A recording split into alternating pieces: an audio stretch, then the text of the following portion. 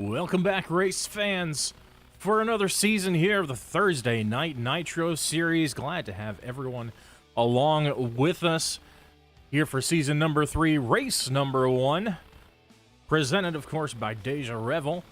This is the Déjà Revél Unleash Her 200 at Daytona International Speedway. This season will feature, as you can see in front of you, the NASCAR Xfinity cars, as these drivers get ready to head out for qualifying.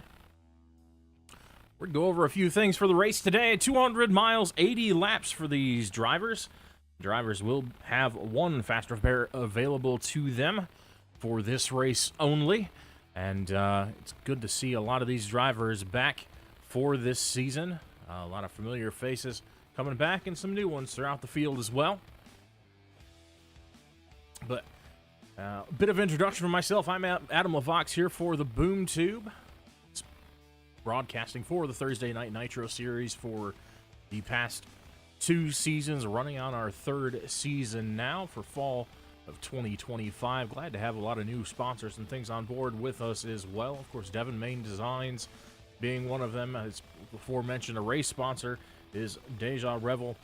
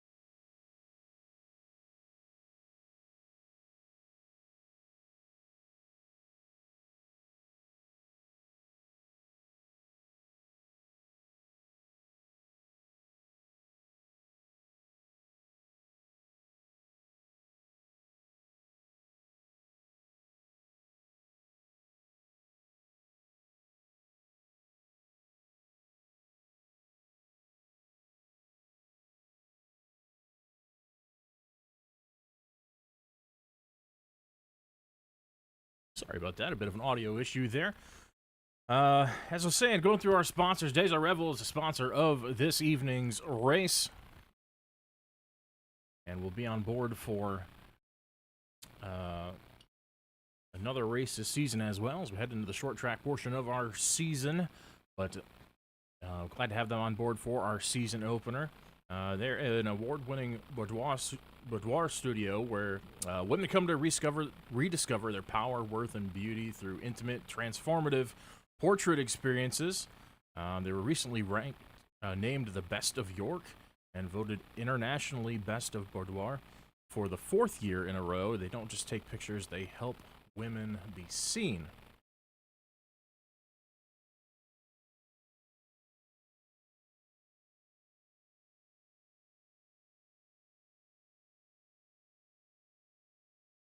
As mentioned, they're voted Best of York, located in York, Pennsylvania. So if you're in the geographical vicinity of that, I highly recommend ladies check that out. And gentlemen, if you would like to get your significant other involved in what promises to be a great portrait experience through a very talented photographer, I would encourage you to go ahead and get in touch with Kara there at Déjà Revél. You got the website right there, DejaRevél.com, if you are interested. Drivers out on track now for qualifying.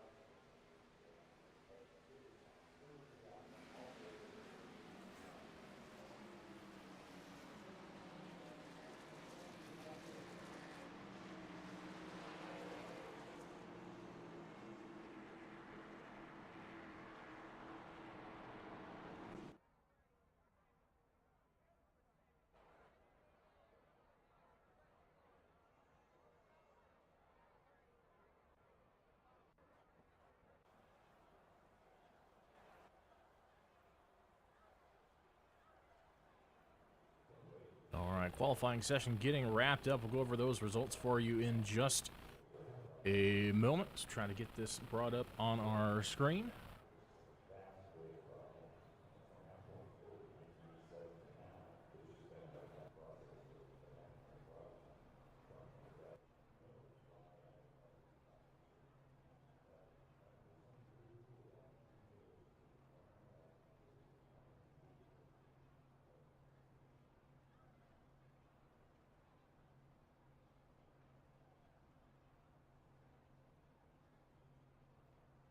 There we go. Crank Bell leading the way in that number 14 with a 46.8 second lap, followed by Devin Mains returning in the number 5 Chevrolet. Bennett Allen in the 15. No stranger to the top of the field. He's going to roll off P3 this afternoon. Aaron Mack in the 31. P4 Dusty Martin in the number 35. One of the newer faces to the league. He's going to roll off P5. Stephen Turner in the number 26. Rolling off P6, Dalton Brewington in that 7 rolls off in the same position. Randall Peasley in the number 63 is going to roll off P8. Devin Gentry, P9. Max Bauman, runner-up in last season's championship, is going to start off P10 with Alan Blue inside of row 6. Outside of that row will be Brendan Odell. Greg Burchett starts inside row 7 with Doug Argabright to his outside. Zach Miller starting off 15th. Alex Wiggins 16th, defending champion in that number 11. Dan Jensen back from a extended hiatus from the league. He's going to roll off P17. Jake Doffing, the number 13, rolls off P18. Drivers are gritting up and getting ready to roll here this afternoon. Base truck's going to lead them off pit lane. We're going to get ready to roll here at Daytona International Speedway. We got 80 laps of intense racing on deck. These drivers are ready to get the season kicked off in the right way. It's Daytona, pack racing, tight, side by side, 3 wide, sometimes 4 wide at times. Drivers are going to need to be cautious. They're going to have to exhibit a lot of precision throughout the afternoon, and they're going to have to be, most importantly, lucky. Here at Daytona, trouble can find you very easily. We've given them the option of 1 fast repair. If they pull into the pit stall with severe damage, they will get 1 mulligan with that fast repair to be able to come repair that damage instantly, rather than potentially being out of the remainder of the race. And will only be applying here for Daytona, where wrecks are quite frequent and quite severe most often.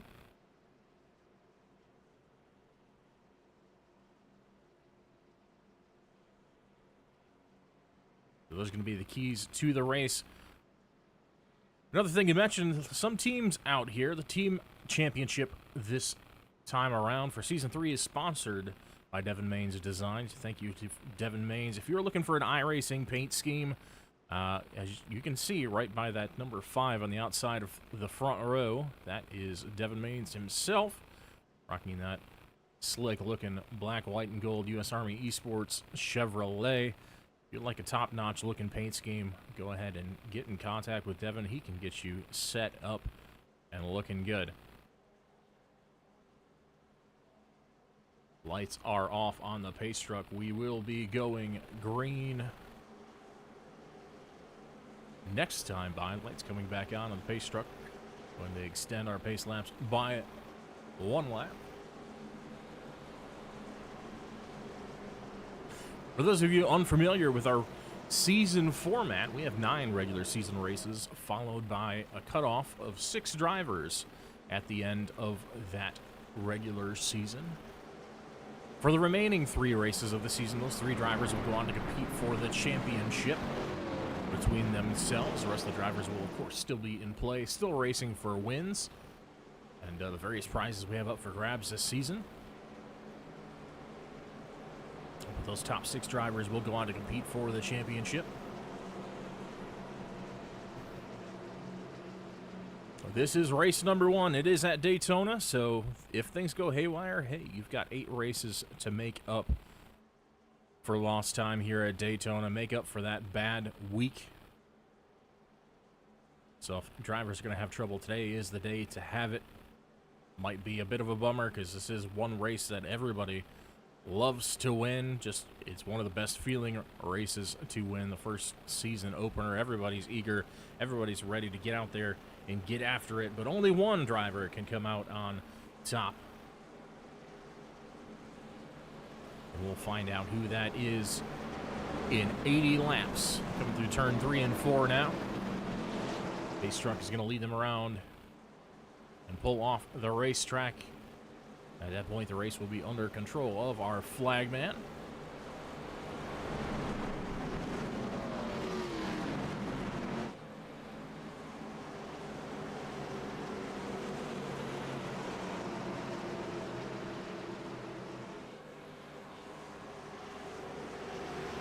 Off turn 4 they come. Pace truck is going to pull off onto pit lane. And we are going to get ready to kick off season number 3, the Thursday Night Nitro series here at Daytona. Green flag is in the air. Side by side, all the way through the field. No one jumping out of line just yet. Crank Bell gets a good start, but he's got a freight train to his outside, led by none other than Devin Mains in the 5.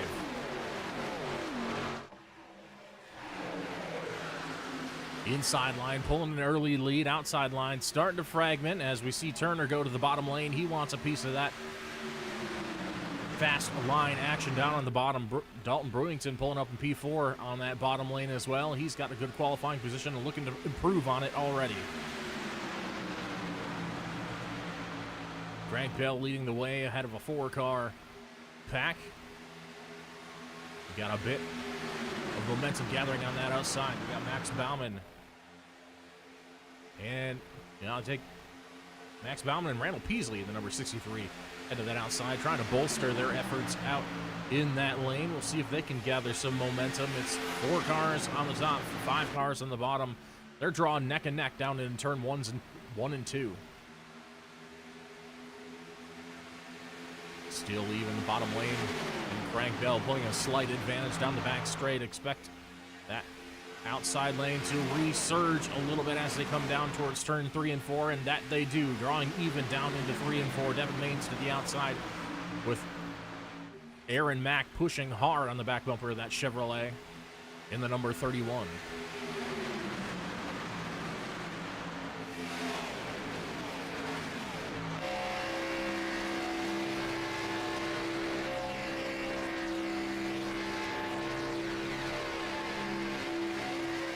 Tight quarters, close quarters combat all the way through the field, side by side, up front, 5 rows deep. A lot of drivers hanging around out back, trying to stay out of the melee for now. We'll see how that works out for them. We got 3 wide in the middle of the pack as Max Bauman gets hung out in the middle. He's able to find a spot back in line on the outside. Randall Peasley's had enough of that. He's going to fall down to the rear of the field. Take things easy for now.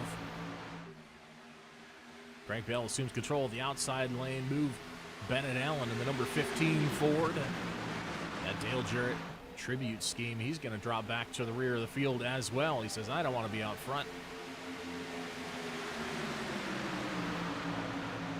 Give that lead back to Crank Bell. He moves back to the bottom lane in front of Dusty Martin in the 35. 3 spots happening all throughout the field.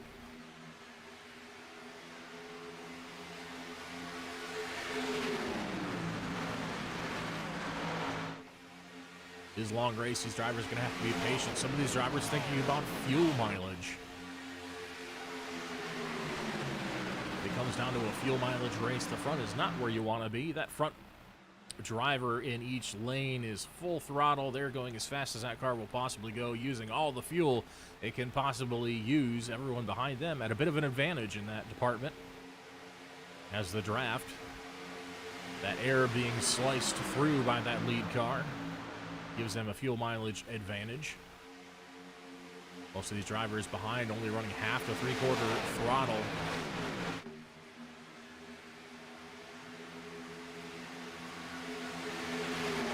Not because they're trying to fuel save, that's just how much faster they are than the lead car. Once they get up close, and if they're really trying to push, they will get on there and then they will get fully on the throttle, give that lead car a shove, but to maintain your position behind their lead car, generally you only need about half a throttle. Just the aerodynamics of it all does the rest. Several cars on the line are much faster than one car alone. That's because of that lead car cutting through the air, allowing the cars behind to give each other a nice shove and move that whole lane forward. Still Crank Bell out front. Devin Mains trying to make something happen outside. Looks like, thought maybe Aaron Mack was looking to make a 3 wide there for a second with no help, but he thinks better. That's touched back in lane. Maybe trying to just cool off the radiator on that number 31 Ford.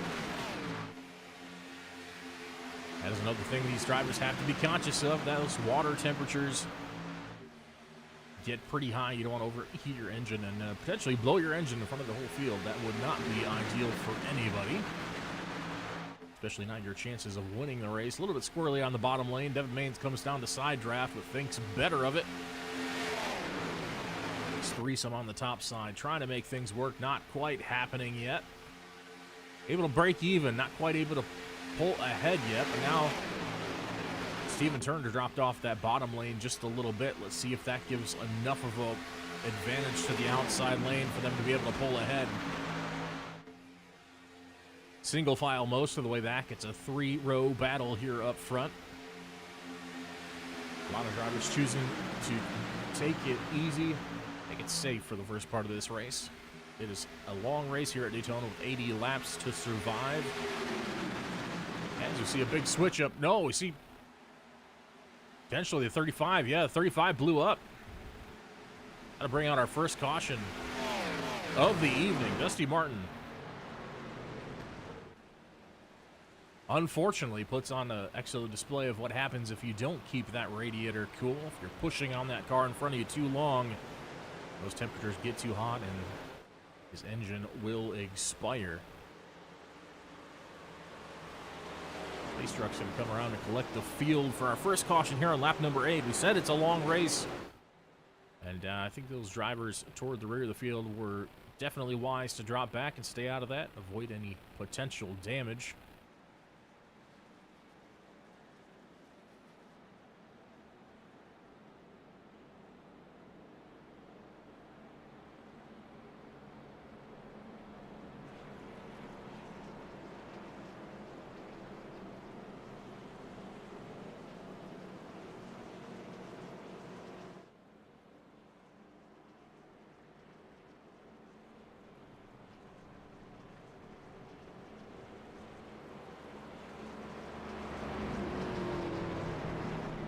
See if we can take a look at our Déjà Revél replay cam. See if we can figure out what happened here, or who might have been affected. And we think there was a little bit of contact there. We'll see if we can narrow down what happened. See Dusty Martin there in the 35 on that outside lane. I think this may be just a little bit too far ahead. We'll back it up some, I think. His engine might have expired somewhere in here. Right there, you see smoke before the contact from the 5, just before. And you see the rapid deceleration, the loss of power to the rear tires gets that 35 loose. And looks like the only car really involved too much would have been the 5, maybe a little bit of contact with the 7 as well. We'll replay it one more time. See there, smoke already erupting from the pipes of the 35 down into the right front of the 7. Brewington might want to have a look at that. Should be pretty minor damage. Shouldn't have to use his fast repair to repair that at all. But should be about the only damage you see from this incident. But big problems for Dusty Martin early off in this race as his engine expires. Remember, these drivers do have the fast repair available to them. If he can make it around to pit lane, he will have the option to take that and get back in the race. But thanks as always, Déjà Revél, for providing the caution cam, sponsoring that caution cam for season number 3 of the Thursday Night Nitro series.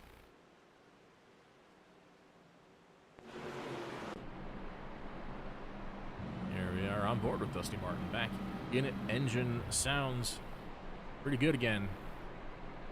If you have a keen ear, you'll notice that he's shutting this race car off. Clutch in, turn the car off, save as much fuel as you possibly can. He's already thinking down the stretch toward the end of this race, hey, I want to take as short of an amount of fuel as I can on the last pit stop that I need.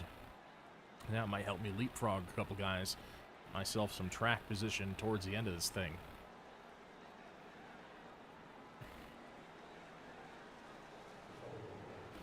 It's like we got a few cars staying out. Top three, Alan Blue, Brendan O'Dell, and Greg Burchett all going to stay on the racetrack. Alan Blue for Reactor 9. The two Royal Pegasus cars of the 33 and the 16 electing to stay out as well. Lights are off the pace truck. We will go green next time by. Bit of shake up here strategy-wise. You see drivers trying to save as much as possible. Blue down on the apron trying to save as much as he can. Clutch in, engine off, and coast as far as you're able to.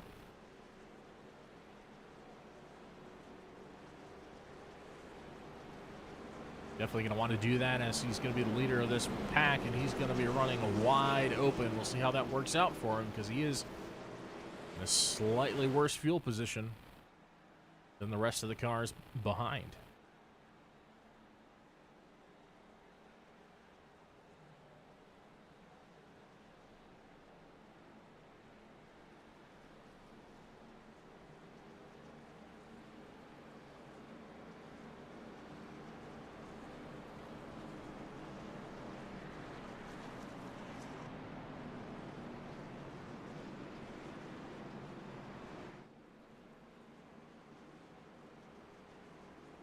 Good thing for Alan Blue, though, he does have two other cars on the same fuel strategy, so should they see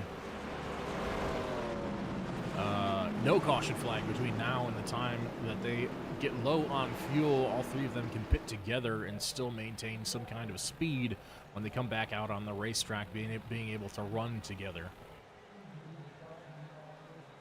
Last thing you want at this racetrack is to have to pit and be by yourself. Well, for now, pace truck is off. We're getting ready to throw that green flag again. Flag in the air. It is Alan Blue's field of control, and they are under green once again. Alan Blue gets a little bit of a jump out to the lead. Side by side, 4 rows deep. 16 loses it off the nose of the 14, and it's a wreck for the two drivers that stayed out. Maybe a missed gear for the 16 there. Lost a bunch of speed in relation to everyone behind him. He just gets collected off the nose of the 14.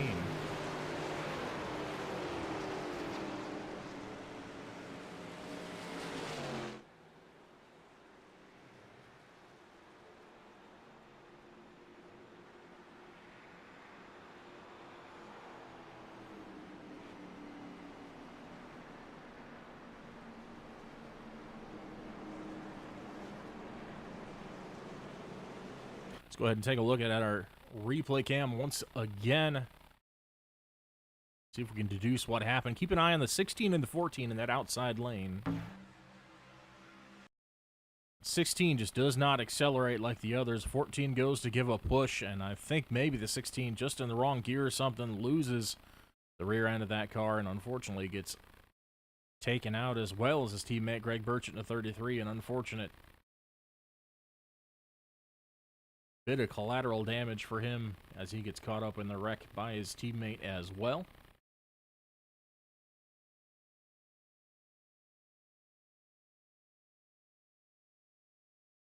Potentially gets the worst damage, and the wreck continues behind them. You see 63 of Peasley gets into the spinning number 16 as well.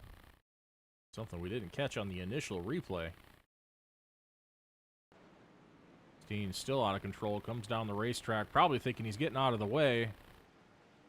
That's where the 63 was, nowhere for Peasley to go. Gets collected by the 16 as he comes back down off the banking.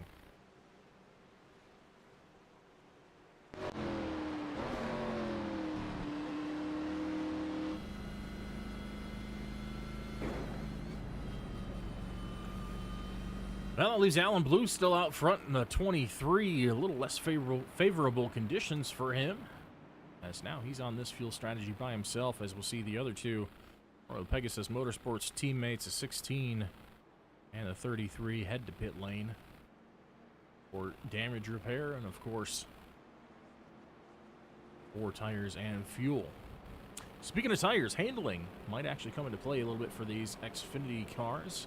These cars have a pretty low ride height on colder tires.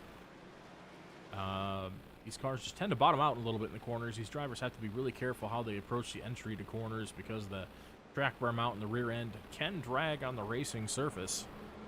That'll make these cars very tight and very unpredictable in some situations, especially on the opening couple laps. Before the tires have a chance to come up to temperature, so drivers are going to have to be aware of that. Avoid washing up the racetrack into the car next to you, and of course, avoid spinning out if at all possible. Hasn't been a big issue so far, but of course only a few laps on the tires, only lap 13 so far of 80 scheduled laps tonight. We haven't seen that play out yet, but definitely keep an eye out for that.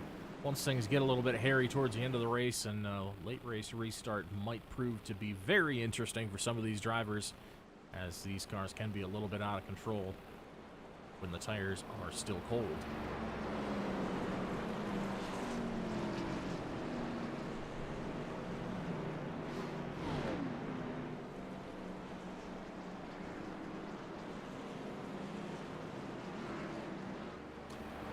While we're riding around, and while these guys are pitting and strategizing and whatnot, we're going to go ahead and bring in the driver, the number 16, see if we can't deduce what happened on that restart.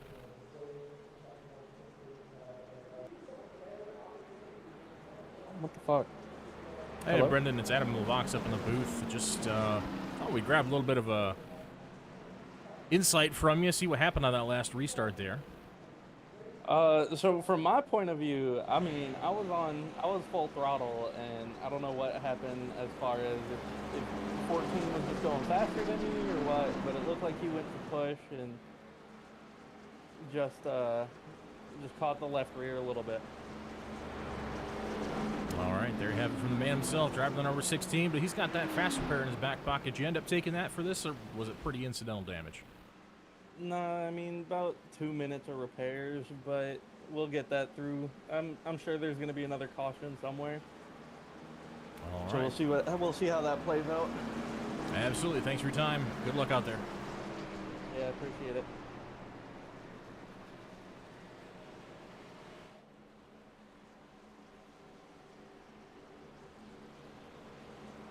All right, you heard it there. Full throttle, just a little bit of contact there from the 14. Wasn't able to hang on to it after the bump and went for a ride. Saving that fast repair, though. I like that thinking.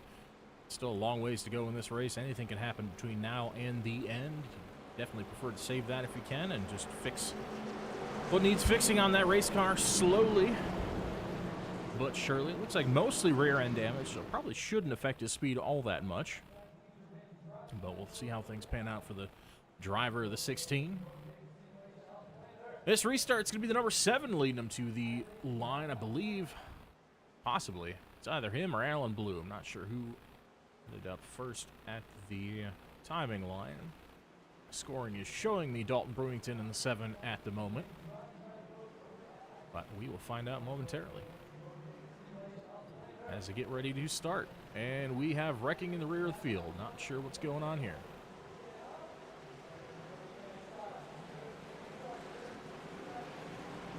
Wrecking under caution towards the back of the pack. Possibly a hardware issue with somebody. That does happen. Somebody's wheel may have disconnected or other issues.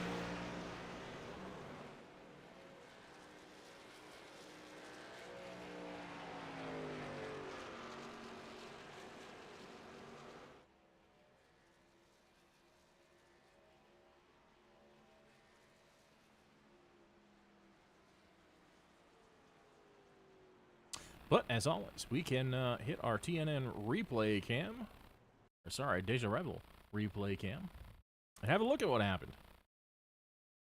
as we're under caution yet again. Looks like the 38 was involved to some degree. We saw Jake Dolphing in the 13 involved as well. Saw him backwards, pointing the wrong direction. So let's go ahead and run the replay here as they're coming up to the restart. Maybe a bit of a stack up. Ooh, big stack up there in the back. Oh, see, this actually started in front of them. Saw a massive checkup from the 15.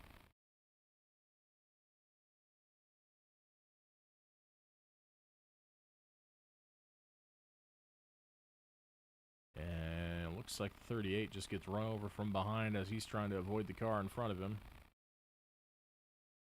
13 being several cars back, probably doesn't see what's going on up ahead. Back this up just a little bit further, see what happened in this big checkup ahead of them here.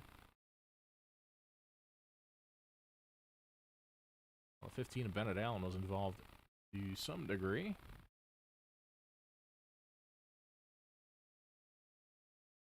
Watching just ahead, watch the 35 Dusty Martin here in the 14. Looks like the 14 puts on a pretty big brake check as the 35 slows down. 16 brakes hard as well, and it's just an accordion effect all the way back. Aaron Mack in the 31. 5 gets out of it. And Argerbright in the 41 is able to dodge, but the 38 of Zach Miller just gets run over from behind. Hard to avoid those checkups sometimes. If the front gets stacked up a little bit, that just gets worse and worse as the reaction times stack up toward the rear of the line.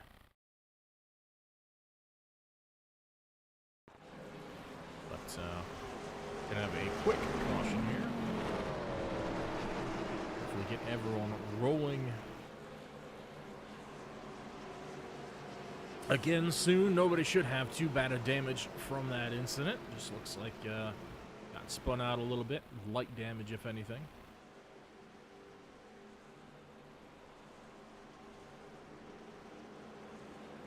Looks like Alan Blue gonna sacrifice that spot. He's gonna drop to the rear of the field.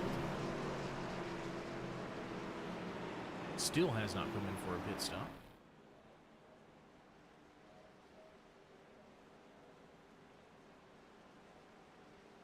Check out that car really quick with Alan Blue. Let's see if the back of that race car has some damage. No, it does not. Distance look like it might. Looking pretty clean though. Just playing it safe and dropping to the rear, although the rear hasn't been safe either as of late.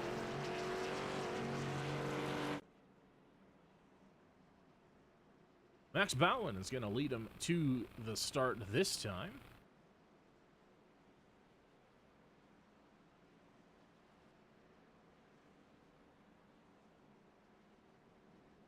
Lights are off on the pace truck. We will be going green, getting that green flag this time by. Max will be in control of the restart, so watch for him to fire off once they hit that Geico restart zone. See that blue painted portion on the wall and down on the apron of the racetrack. That is the zone they're able to go in. Green flag is out. Max is out front. Brewington gets a good restart on the outside as well, but he has no help. Max has no help. Both of them kind of in no man's land out front after a solid restart. That's where that draft behind him pulls him up really quick. Now Max has 2 cars on his tail. 39 of Dalton Buckingham trying to get up to the back of Dalton Brewington. That might get a little bit confusing as we look through the standings and try to pronounce both names. We've got Dalton and Dalton on the outside. Gets the whole field of race cars down in that bottom lane. I think everybody's sick of cautions. We might ride single file for a little bit. I spoke too soon. Crank Bell moves to the outside. He wants to lead that lane and try to move his way forward.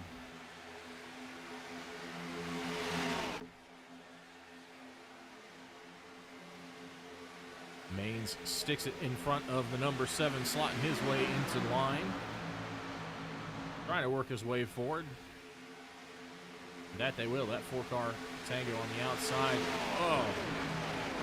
Gutted for Brewington. Gets hung out by the first 3 cars. They all get clear, and there's just nowhere for him to slot into line. Down on the bottom. He's going to free fall until he finds a spot. No, he takes out his teammate. The 7 into the back of the 89. Teammates collide as Brewington tries to slide in. and find space on the bottom lane, and we're under caution for the third time.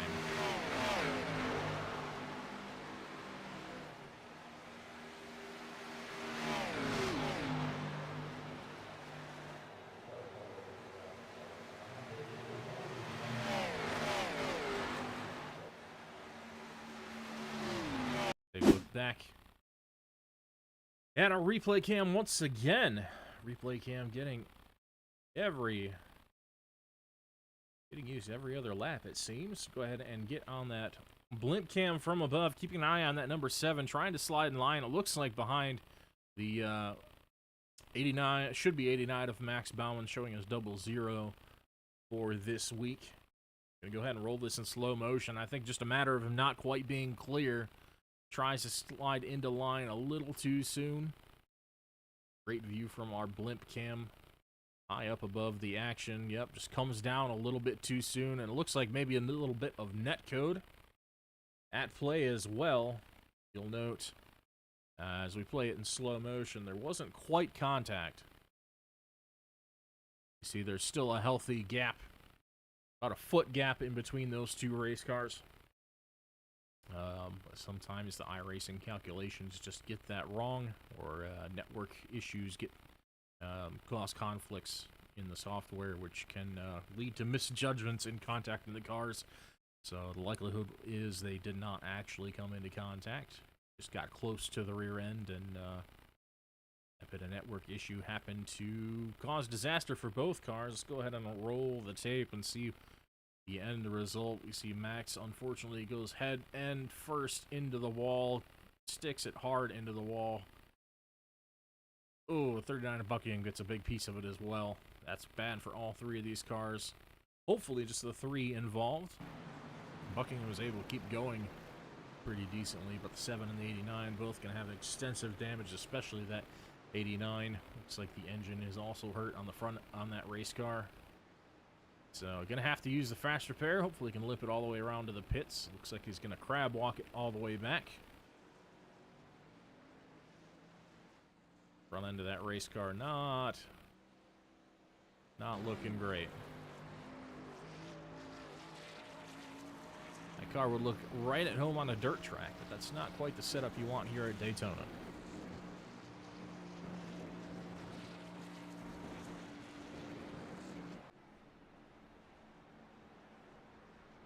Back up front, it's Dusty Martin, Crank Bell, and Devin Mains. The rest of the field, I assume, on pit lane.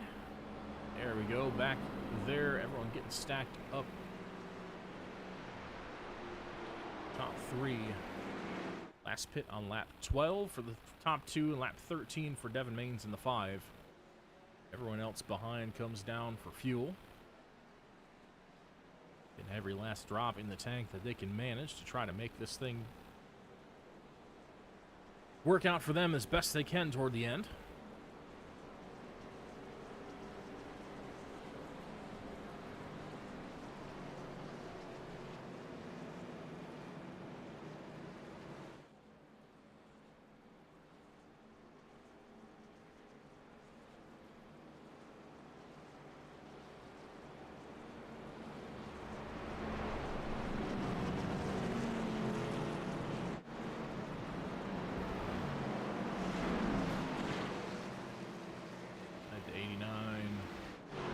Was able to make it down pit lane. He's going to drop to the rear of the field for this restart. Well as the other cars involved, so these drivers going to have to play it extra cautious from here to the finish. A quarter of the way down, 3/4 of the race left to go. Going to have to be extra caution out of a lot of these drivers. Quite a few have already used their fast repair for the evening. Then it is a one-shot opportunity from here on out for a lot of them. Once they get damaged, the damage is done. They will have to manually repair that on pit lane, which takes a substantial amount of time, depending on the severity. You want that car as straight as you can have it for this racetrack. Every little bit of aerodynamics counts here at Daytona because it is 100% an aerodynamic racetrack. Doesn't really care how your car is set up so much as it just needs to be slippery through the air and be able to cut through that air as efficiently as possible.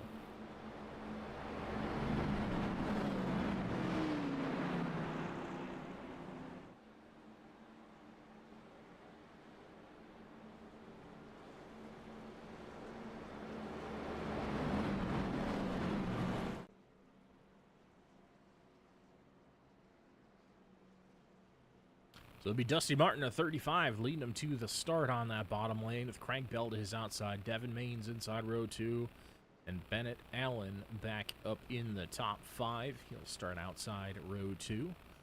And that didn't take long. We got the 16 of Brendan O'Dell, got that damage repaired the rest of the way, it looks like. His car's looking straight again. Like you said, we had a couple cautions right off the bat that was able to get him the time he needed to repair that race car and get it back in tip-top shape and still have that fast repair in his back pocket. For the latter half of this race, Alan Blue starting to his outside. Pace truck will pull off. And we'll rack him and stack him again. And Dusty Martin's going to fire him off here on lap number 22. Green flag in the air. Much cleaner restart for everybody this time. 5 already working on the back bumper of the 35, trying to get that gain out front immediately. Maybe trying to slide to the outside lane. Not going to happen, though, because here comes Crank Bell and Bennett Allen on the outside. Side by side, 4 rows deep. Nose to tail throughout. It's going to be Dusty Martin just barely leading off of turn 2. Expect that outside lane to pull even, if not ahead, before turn 3. That they do. Bennett Allen pushing hard on the back bumper. That number 14 has a fender of an advantage going into 3 and 4. That disappearing quickly as the foursome on the bottom lane tighten up. They group up nice and well together, and they get going. A little bit of a bobble. A couple rows back. No issue, though. Still dead even coming to the line here on lap 24.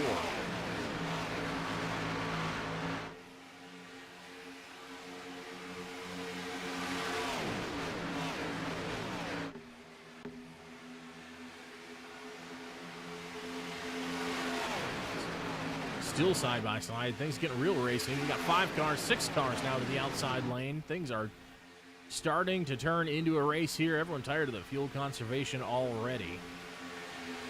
A lot of these drivers stand to lose quite a bit should they see trouble, but they don't care. They're going for the win here in our opening race. Everybody wants that prize that's on the line. Speaking of prize, we got a awesome diecast. We'll show you in just a minute. Potentially under our next caution flag. Signed Kyle Larson diecast, courtesy of Sugar Maple Designs, run by our very own Devin Gentry in the 12.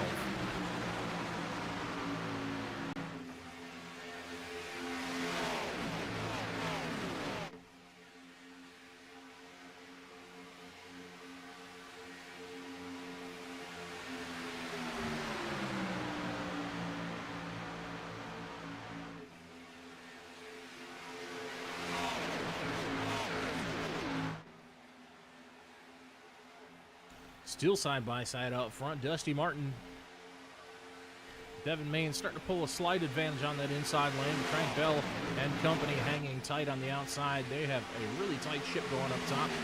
Nose to tail, really orderly. Not much bobbling around on that top lane. They have a much smoother line going on the bottom. Bottom just has so much of an advantage in the corners. That's hard for them to make it up on the front and back straightaway. Speaking of Gentry, let's go check on that number 12. We haven't really had the opportunity to mention today. Playing it safe in the back for now. You see him backing off that main pack, just trying to keep his nose clean.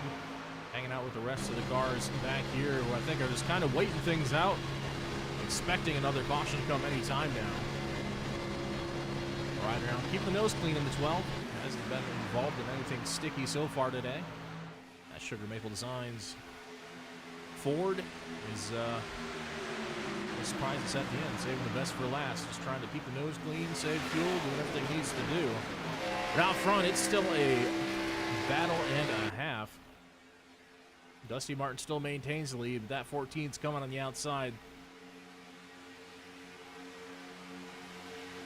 The 15 better down on that outside lane, poking that nose out. If you see the second driver in line start to do that, they're just trying to get that temperature down to avoid the issues that Dusty Martin had in that 35 early on in the race, just trying to avoid that overheating issue. Do not want your engine to expire this early in the race, but not be ideal, especially if you've already used that fast repair.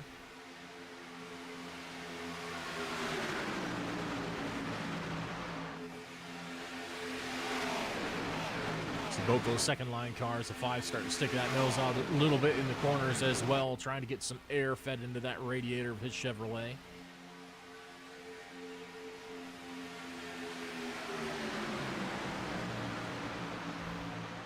Bottom lane's got it figured out, just able to keep about a car length and a half advantage over that outside lane.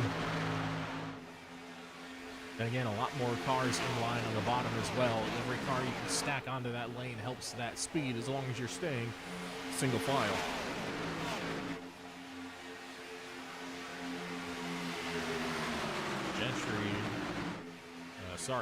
Devin Mains.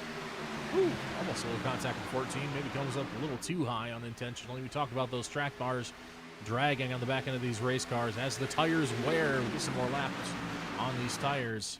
That might be a more prominent issue that these drivers have to work around. So a lot of these drivers likely not taking tires.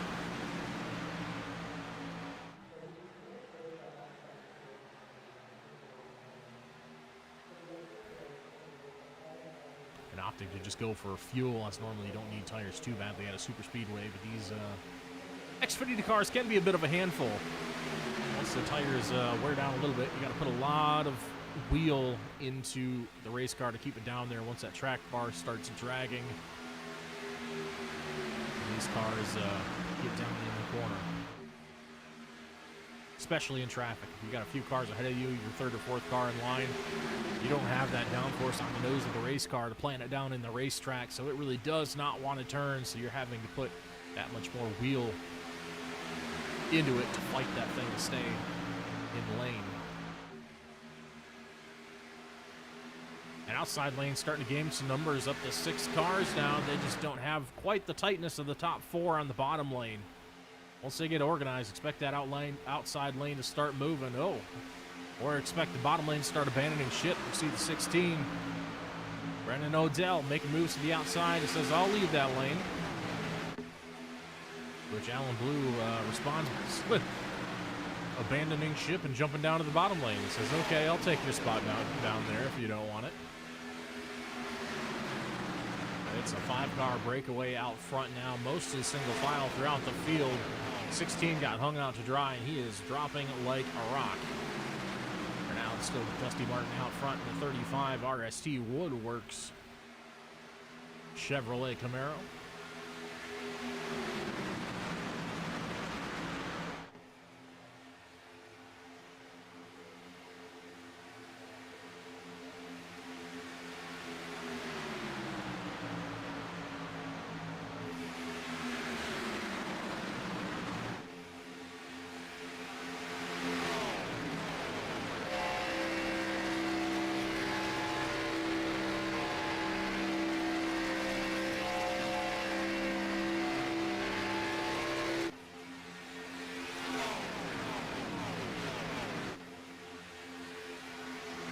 Let's take a ride along. Let's see what the third car in lane experiences here at Daytona International Speedway. We're going to go ahead and hop into the cockpit with the driver, the number 31, Aaron Mack, and see what he sees out the front of his race car.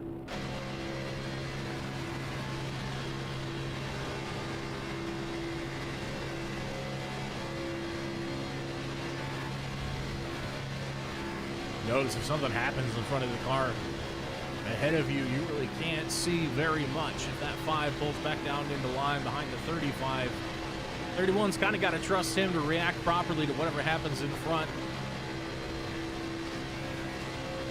Good chance it takes him by surprise if he's not careful. It is close quarters combat, though, with all these guys.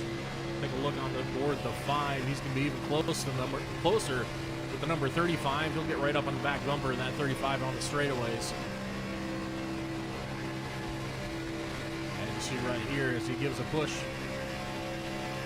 to Martin.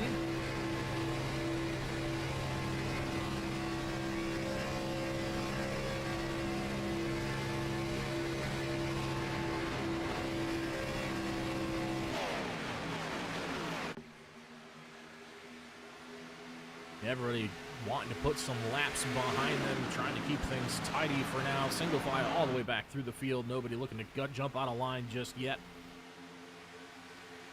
Everyone in fuel-saving mode, except that number 35, who has the unfortunate task of being the leader.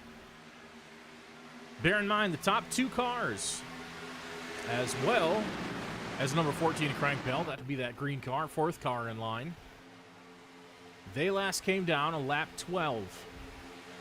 They have 5 laps less fuel than the rest of the field, so those, should this go green through the fuel run, those 3 drivers will have to pit together if they want to maintain any type of pace in relation to the rest of the field. Single car and 2 cars are not able to keep up the same kind of speed as the rest of the field. You need 3 or more to keep up pace with the whole pack here at Daytona International. Things starting to break out again side by side. Things getting racy. We've got Dalton Buckingham on the outside in 39, followed by the 26 at Turner. I believe we see, Devin Gentry is starting to get roll the dice on the outside, and that number 12, 3rd in line out there, as we see Peasley and what appears to be the 16 of Odell also filing out into that 2nd lane.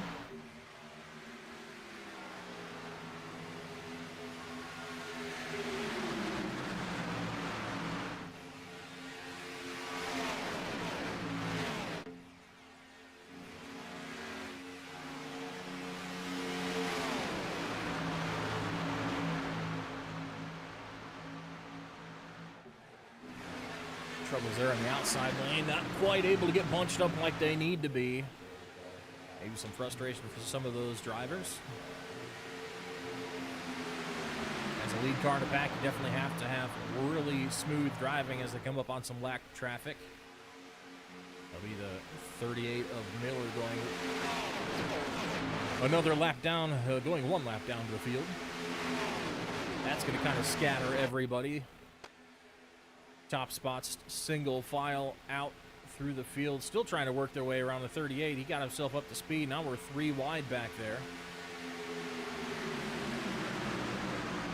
Everybody trying to work their way around the 38, and this is kind of going to force more people to the outside lane, and we almost got some 2-car tandems going on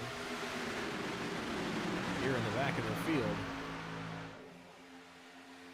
Daytona lap cars can definitely throw a wrench in things, as Max Bauman's going to get hung out to dry a little bit by that lapped 38 car. Sure, he doesn't really mind, just looking for some clean racetrack.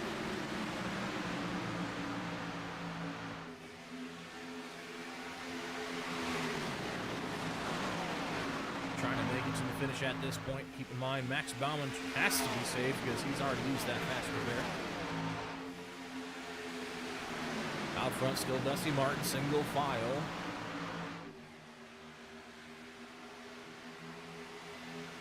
Looks like everybody single file all the way out throughout the field at this point in time.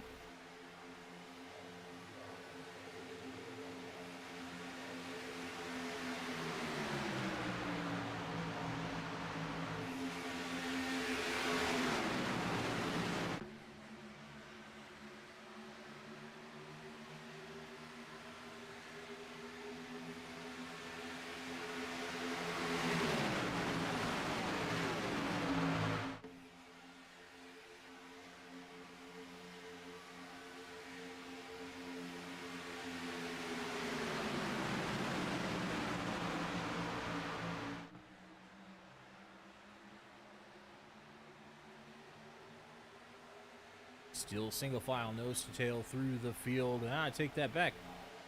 Just as we say that, we got a few breaking out, and we got a wreck. 33 comes up into the 39. That'll be Burchett and Buckingham both coming together. Here on lap number 39. Half a lap away from the halfway mark of the race. That's going to be unfortunate for those two drivers. I believe 33 might still have a fast repair left to use. I believe he was in the same boat as his teammate in the 16, where they both gradually took the repairs that they needed, both just with rear end damage in their incident back around lap 20.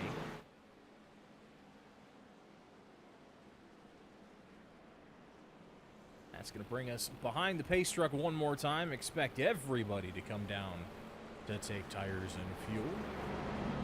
This is where we get into the conversation of potentially making it to the end of the race. A couple cautions go your way. You might be able to keep that track position and not take fuel. I guarantee these drivers are going to get everything they can out of these tanks. Everyone's going to be holding in that clutch, letting the thing coast, shutting off the engine, and being as fuel efficient as humanly possible, trying to make it to the end of this thing. We'll see who elects to take fuel, who ends up staying out. Looks like the leaders are going to elect to stay out for this one. We got one taker in the 31. No, everybody's going to come down. Misty Martin going to lead me down pit lane.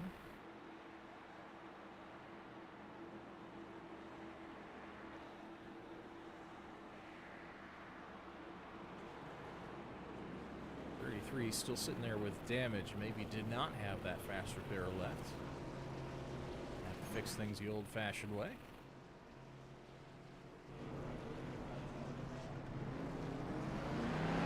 Devin Mains can get off pit lane first.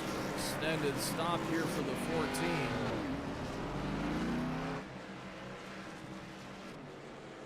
So, Martin going to lose several spots. It's going to be Devin Mains in the 5 coming out of the pits, grabbing that lead. Followed by Alan Blue and Max Bauman.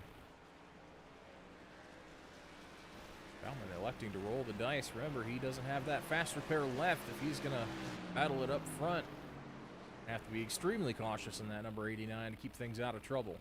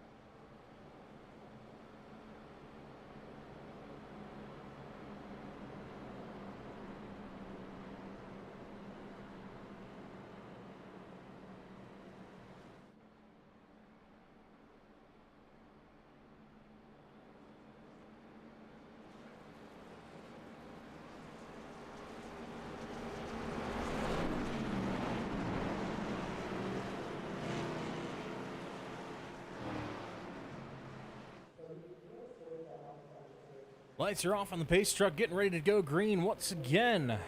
Racked them up on lap number 41, headed to lap 42. It's going to be 5 of Mains leading them to the start from the outside lane.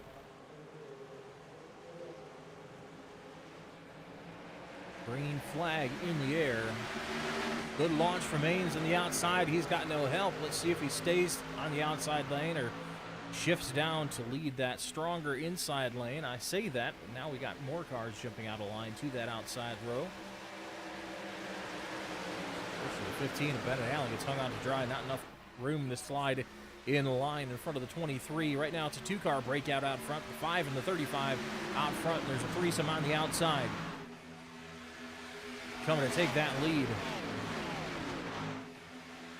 We got the 15, the 14, and what appears to be the 31 on the outside lane. Here comes Bennett Allen cruising on the outside with help from Crank Bell and Aaron Mack. The inside lane starting to gather steam as Alan Blue and Max Bauman start to close in on the leaders. Going to be a drag race to the line, couple of lap 43. Mains is going to lead that one by a hair. Down into turn 1. It's 4 abreast, 4 rows deep. There in the Déjà Revel. Unleash her 200 at Daytona. Just past the halfway point, things are starting to heat up here in Florida.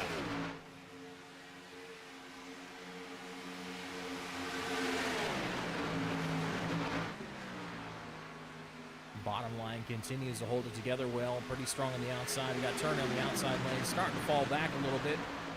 Off the back bumper of the 31, outside lane struggling to stay even.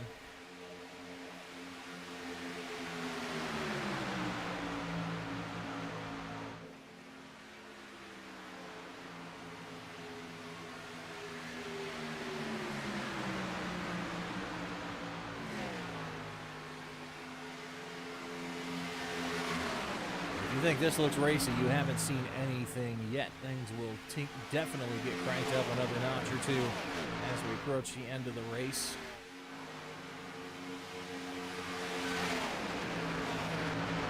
These drivers know in the back of their minds that they can't go quite as hard as they would probably like to right now, as we still have 35 laps to go.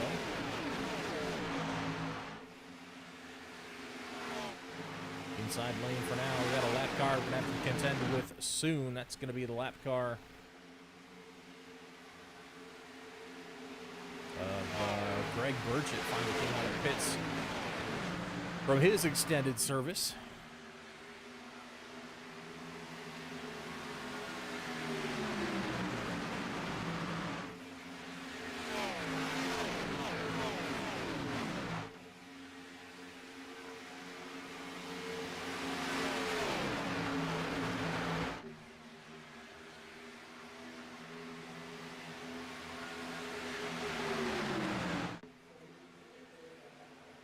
Oh, we got a wreck here. We got cars backwards everywhere. Got the 23 backwards, the 14 sliding backwards through the grass in the infield.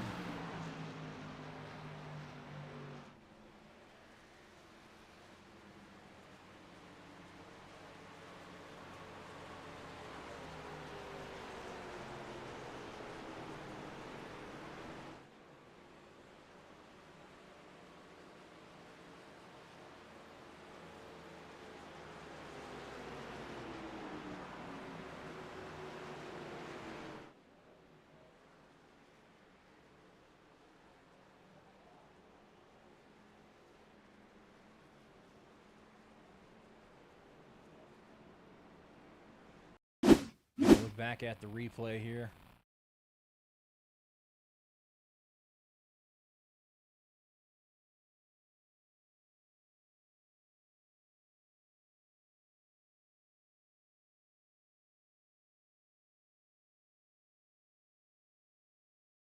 Keep an eye on that 33 on the bottom side. We mentioned that lap car might be a problem. That is Greg Burchett in 33 on the bottom side. You see Alan Blue drift up a little bit, trying to keep it wide.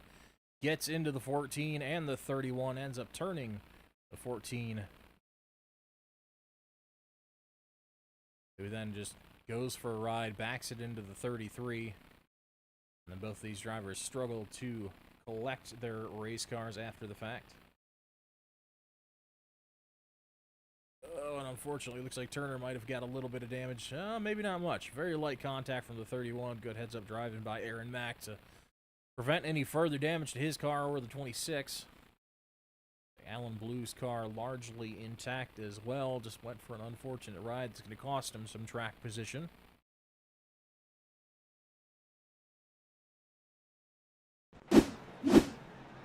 Everyone hitting pit lane for that final fuel stop of the evening. What should be the final fuel stop of the evening.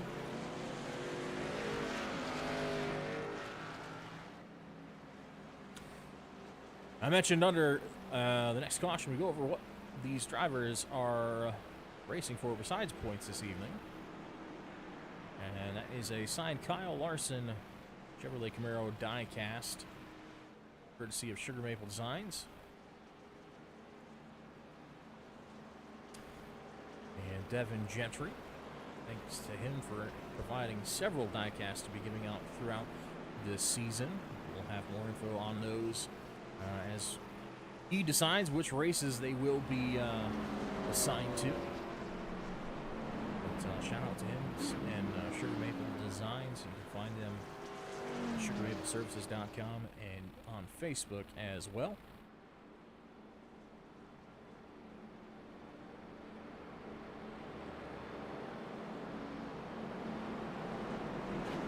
So, a little more at stake than normal for this race. Might be why we see some intense action already just after the halfway point of tonight's race.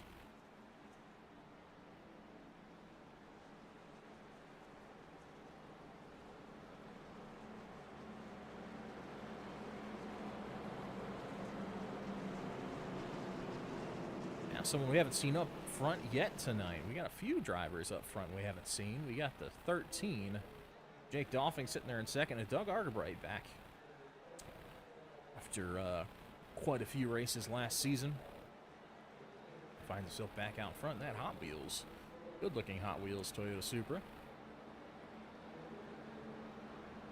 Himself, Dolphing, and Dan Jensen all hanging out back here.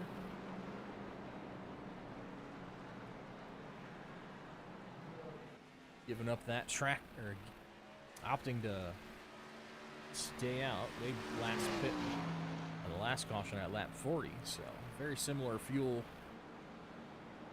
situation for these drivers. They think maybe we'll get another caution, be able to stretch it to the end, and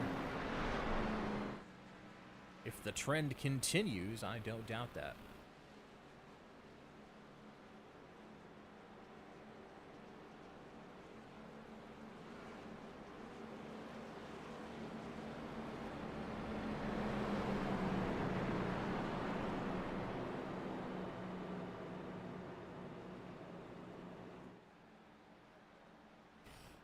If you're watching with us here on YouTube, I thank you so much for tuning in here on the Boom Tube. This league happens every Thursday night at 9 p.m. Eastern, usually starting the stream around 8:45 to 8:50 Eastern time. Be glad to have you back in the following weeks. As we mentioned, 12 race schedule. Next weekend will be a USA International, a short paperclip-like race track that will be a night race at 200 laps.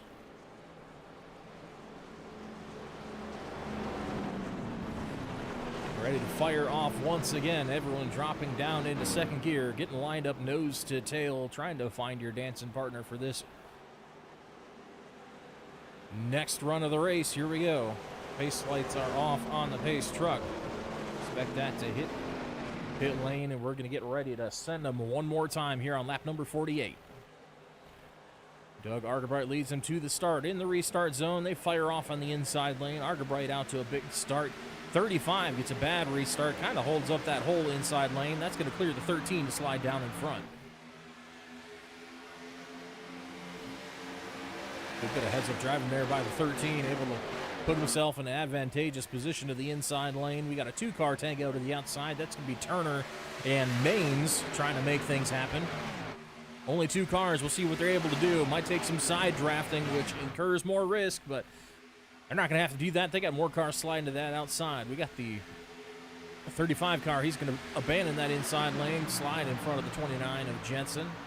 Try to work their way up to the front. The big game will leapfrog right now as we get back up to speed. Everyone trying to get that track position early, get themselves up front where they're not likely to get in trouble. Very close quarters there between second and third. 5 car and the 41 got really close there. I thought maybe the 41 was going to have to try to hold it on the apron to stay off the 5. They got it sorted out. Good driving all around. We got 3 up top. That's Martin, Jensen, and I believe Aaron Mack there on the tail.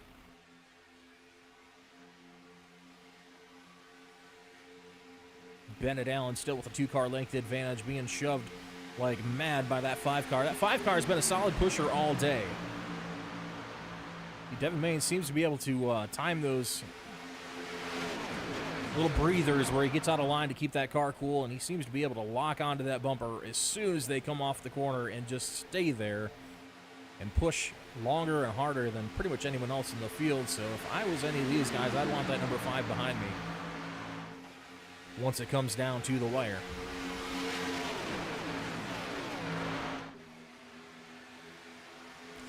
As I was saying, go ahead, if you're in chat, go ahead and drop in who you think is going to come out on top tonight. We got that prize up for grabs. You saw that signed Kyle Larson diecast. I know if I were them, I would be racing my heart out to try to get that thing. A lot of avid NASCAR fans here in the field. And I know there's a few Larson fans to boot, so I'm sure none of these drivers would mind winning that race car. But hey, we will have to ask Devin if there's another caution. What's he going to do if he wins his own race car? Is he going to keep it? Or what's going to happen there? I don't know. Drop what you think. Oh, as we've got a wreck. 31 down into the door of, I think that's the 41. That is the 41 of Argabright. Caution is out on lap number 52 just as it come through the tri-oval. Big damage for the 41. Loses that right front tire. Not looking good for him, although he should have that fast repair remaining after riding around in the back for most of the race thus far. Big damage for the 41. Looks like the 29 of Jensen. Pretty significant front-end damage on his car as well. And I believe the 26 of Steven Turner also got pretty hard into that wreck after the fact. Just tried to split the middle of 2 wrecked cars and was not able to do so. We'll go ahead and take a look at that car. Oh yeah, he's going to have some extensive work on that as well. Of course, the 31 who we believe triggered the incident. Let race control sort that out, but definitely quite a few cars throughout the field who are going to have to address that damage. I hope to be competitive toward the end of this thing.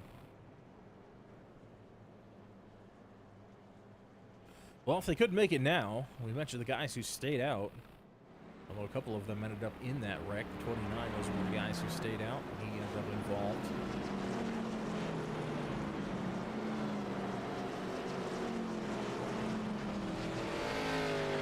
And 41 involved as well, so they're going to have to take those repairs as well as the fuel for the remainder of the race, but they should be pretty set toward the end from here on out. Not going to be the result they wanted it all. Jake Doffing's the one remaining car who pitted on lap number 40. I'll take that back. Alan Blue as well. And that number 23, also one of the cars who elected to stay out last caution. And it looks like we'll probably do so again. Hoping to save as much as possible. Let's go on board with Blue and see if we're saving fuel. Don't hear him shutting the car off.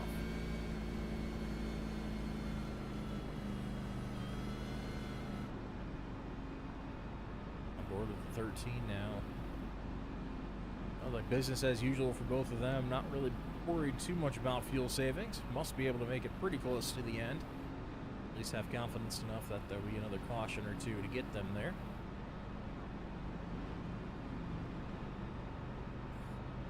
As we inch ever closer to the end of the race, though, these cautions are going to be, you're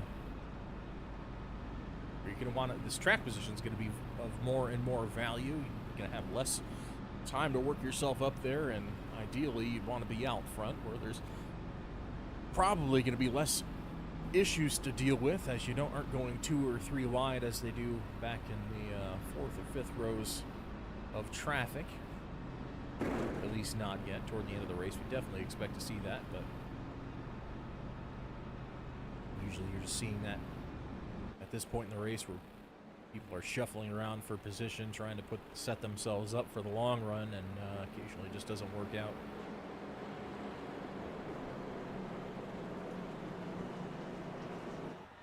So we'll get that 13 car sponsor. We got a highlighter green number 13 for Jake Doffing, but it's remarkably bare.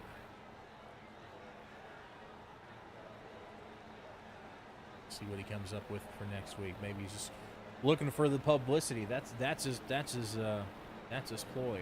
Have the brightest car possible. If you're gonna have a blank car, have it as bright as possible so people can see that you need a sponsor on your race car.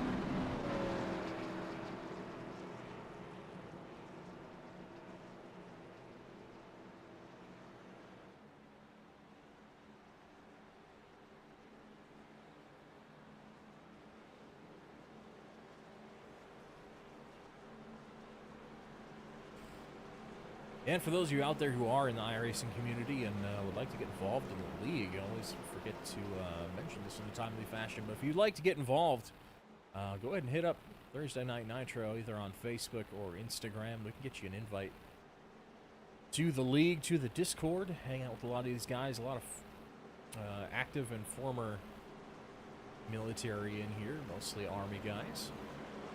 If you couldn't tell by the U.S. Army esports liveries on several cars. But good camaraderie, good group of guys here.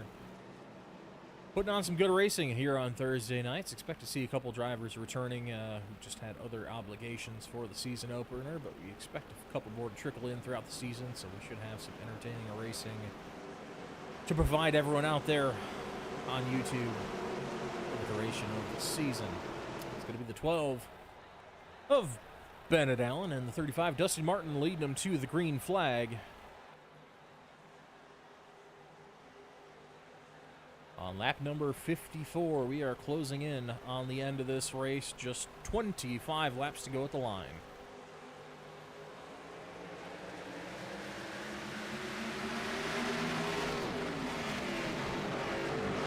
Back under green for the Déjà Revél. Unleash her 200 at Daytona.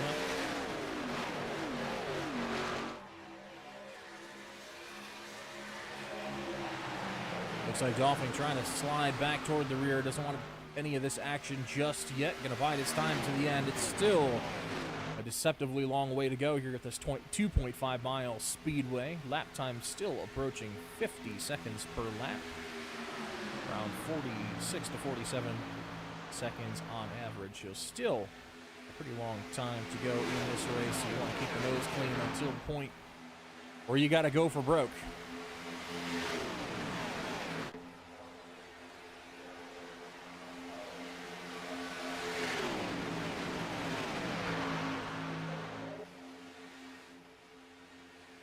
Single file first through ninth. Currently, Bennett Allen out front, followed by Devin Mains, Dusty Martin, Max Bauman, and Allen Blue, your top 5 as it stands right now. That'll be the top 5 cars kind of breaking away in their own little pack here, leaving the rear of the field behind as they start to spread out too wide in the back.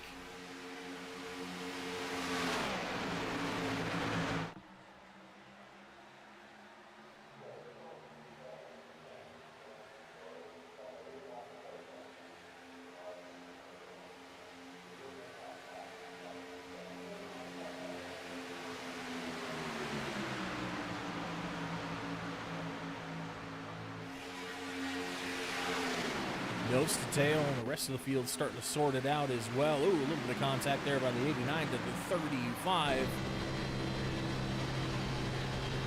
Martin having to check up a little bit for Mains there to stay off the back of him. Third car in line, you definitely don't want to push the car that's already pushing on the lead car. Otherwise, you'll pick that second car right up off of the ground. And obviously, that doesn't do good things if you pick up the rear tires of these race cars while they're going 190 plus miles an hour.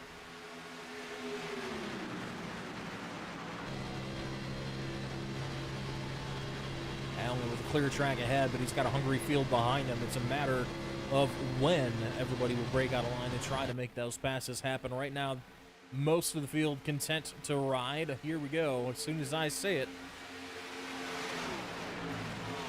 14 of Crank Bell and 31 of Aaron Mack pop out of line. They're going to try to go for that lead. Dusty Martin sees that run coming. He's going to pop out in front of that line.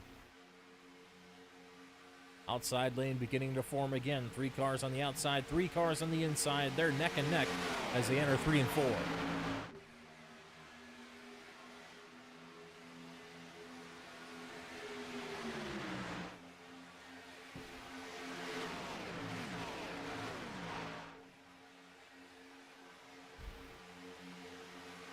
Inside lane starting to form behind this lead group. Hasn't quite materialized yet. We're still side by side back there, kind of forming a lead pack and an auxiliary pack behind them.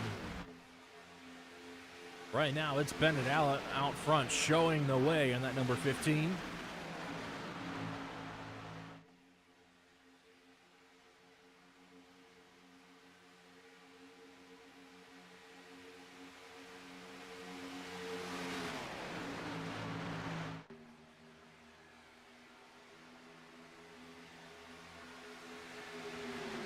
Roland Becky's Travel says Devin Gentry will win. We got a vote for Dusty Martin.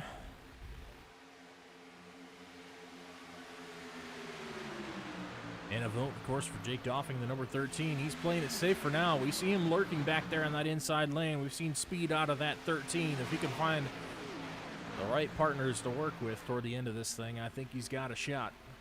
Side by side still. Now we got 4 rows deep up front, as Alan Blue and Randall Peasley join this melee.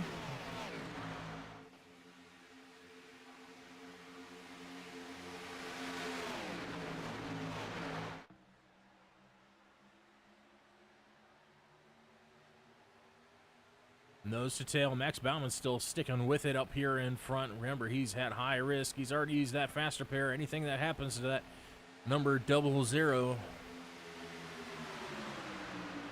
could be detrimental to the rest of his race. A lot of these drivers having used their faster pairs already. We're surprised to see him racing this early as we come to 19 laps to go next time by.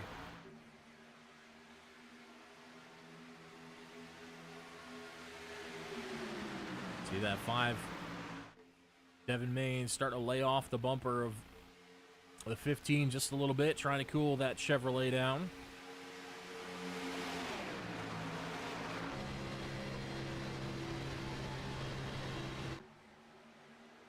Outside lane gathering steam, the 14 all over the rear bumper of the 35, getting him a push for all he's worth, trying to get him up to the lead. They're going to be neck and neck, but it's still Allen out front to lead lap 62.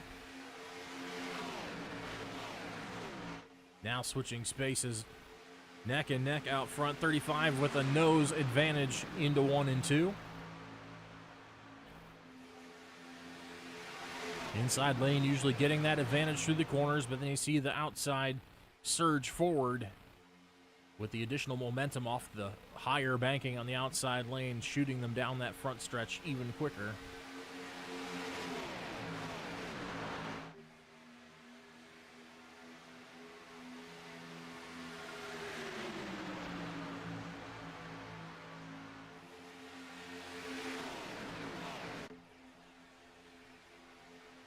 As we get down to the closing laps of this race, we'll start to see some more drafting tactics come into play. Start to see side drafting. One car will put their nose right by that rear spoiler of the car next to them, trying to dump some air off the nose of their car onto the rear of the car next to them, which will kind of act as a parachute and pull that car backwards towards them. So you might see a couple cars suddenly swerve down toward the inside. If you see that, they're likely trying to side draft and drag that lane next to them backwards just a little bit to gain any advantage they can. That's definitely going to come into play toward the end of the race.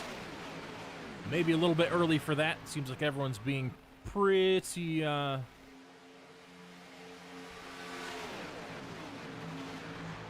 civil right now, shall we say.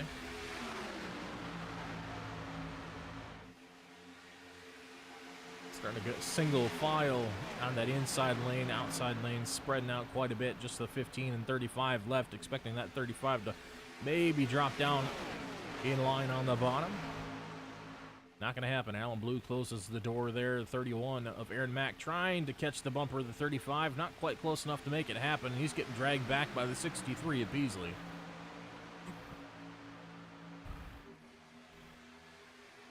Randall Peasley sharing a sponsorship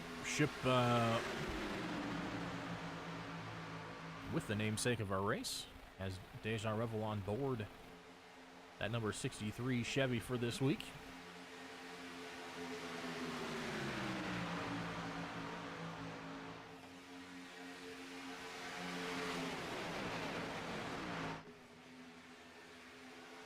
Out front, Max Bauman's working his way toward the front. He's on the back bumper of Mains and shoving hard.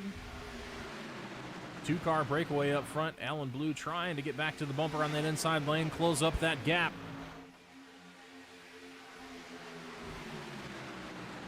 There's a little side drafting for you right there. You saw the 15 of Bennett Allen right on that rear deck lid of the 00 to his inside. Dumping some air on that spoiler, dragging him backwards, and look how effective that was. Now neck and neck with the lead. He's going for it, not going to get there this lap. But he will get there before turn one.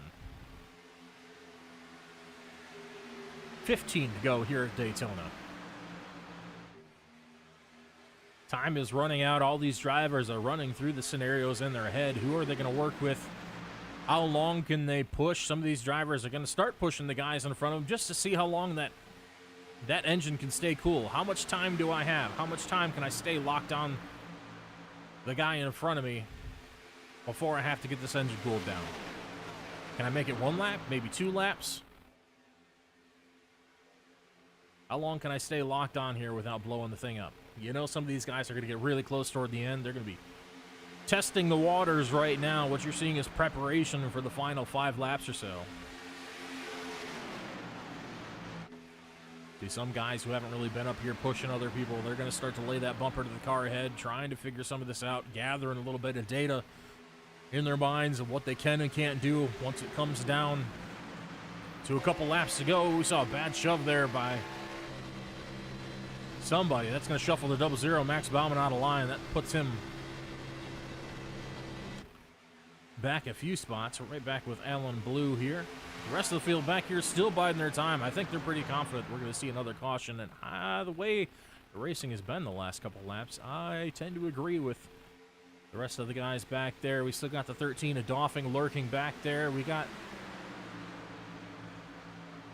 Steve Turner, who we haven't seen in a while, the number 26. He's starting to make moves toward the front, slowly but surely. Saw him with some bad damage after getting into the side of Peasley earlier on.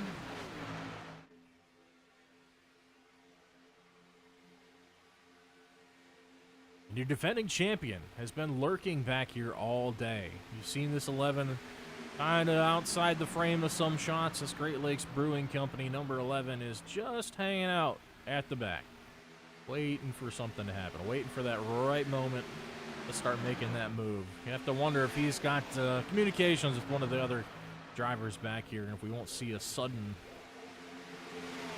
surge to the front by the 4 or 5 cars that have just been hanging out in the back of the field for most of this race. Got the 12 Devin Gentry also back there hanging on the outside lane, just kind of biding his time, waiting for that 5 or 10 to go. We'll be coming to 11 to go next time around. Dusty Martin still out front in the 35. I think he's probably going to get the most laps led today if I had to venture a guess. At that 35 RST Woodworks Chevrolet out front solidly for most of the day. Has kept it largely out of trouble.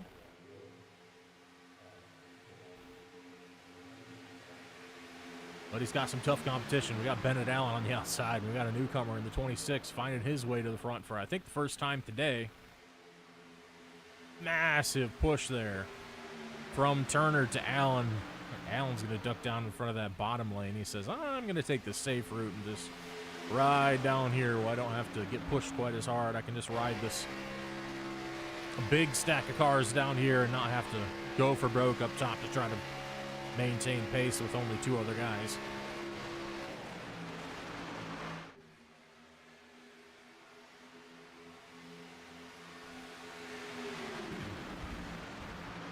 Coming to 10 laps to go this time by. Expect things to start getting hairy real quick. The wick is going to get turned up as these drivers start to fan out and figure out who their dancing partner is going to be for the end of this race.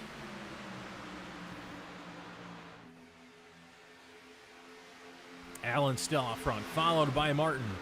Aaron Mack finding his way back into this lead group. You've seen him surge up and down a few times today. He's probably gone through the field more than anybody else. Followed by the 31, the 5. We got the 14 to Crank Bell, that green number 14 back up front. Randall Peasley lurking back there in 6th spot. Don't count him out here at super speedways either. He's got Max Bauman behind him, as well as Alan Blue in the 23. We've seen Blue be very, very fast today. Seems to be able to get up front at will. But some of the drivers will be taking notes of that. Like, if you see somebody who's overly fast, you might not work with them. You might hang them out to dry just to make sure they can't, they don't have a shot at it. So some of these drivers, you know, if they see a fast guy get out of line and try making a move, they could go with him, but they could also leave him out there and with no help and essentially send him back to the rear of the field. We'll see games like that happen throughout the race. We see that outside lane thinking about forming. We saw Max Bauman pop out of line there for a second. Looks like he's going to commit. We got Crank Bell trying to make it happen, but he tucks back in line for now. There he is back out front of Bauman again. He's going to try to make this outside work. Mains sees the opportunity and also slides up to the outside lane.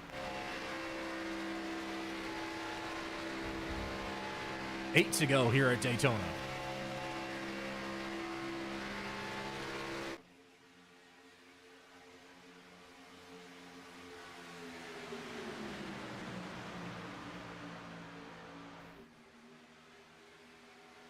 Outside lane just can't stay formed up for very long. Only 3 takers for now. Expect that to change. Just a lot of guys in the field not ready to make that move yet. The end of this race is all about choices. You get one shot at making the right choice to the win. Do you follow the right person? Do you push them? Do you hang them out to dry? Do you potentially make it 3 wide?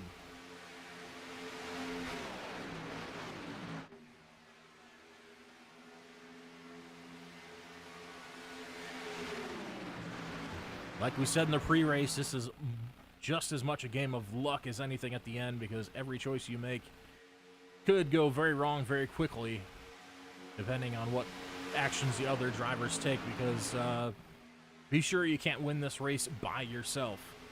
If you try pulling out a line by yourself, you're going to go straight to the back. So you have to use up, take advantage of everybody around you, play your cards right. A lot of these drivers still holding those cards close to the chest as we cross to 6 to go at Daytona.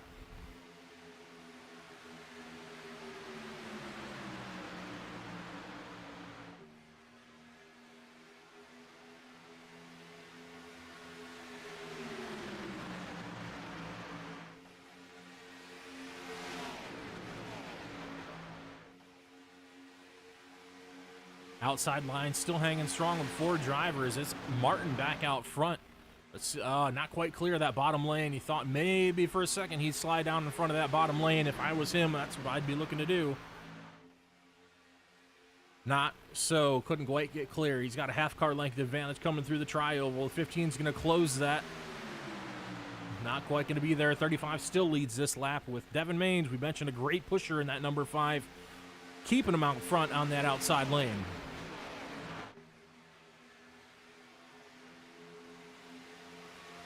Heart rates are up. Engine temperatures are up for a lot of these drivers, pushing each other. Tensions are high. 2 wide for now. Expect to see 3 wide before the end of the race as drivers get desperate. They all know what's on the line. Not just points, not just a diecast, but hey, I won the first race of the year at Daytona, and it feels so sweet to be able to do that. So these cars start to get tight and get out of line. We told you, as these speeds pick up, these drivers are running 192 miles an hour now, turning some of the fastest laps they've turned all day.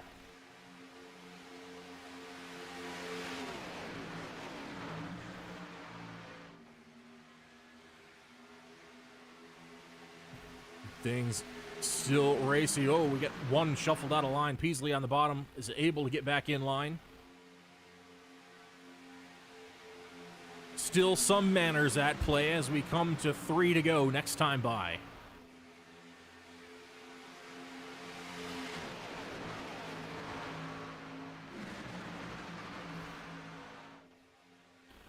This is where if you're in the back, you're going to have to start making moves. You only have a limited amount of time. It is 3 laps to go here for the Déjà Revél. Unleash her 200 at Daytona.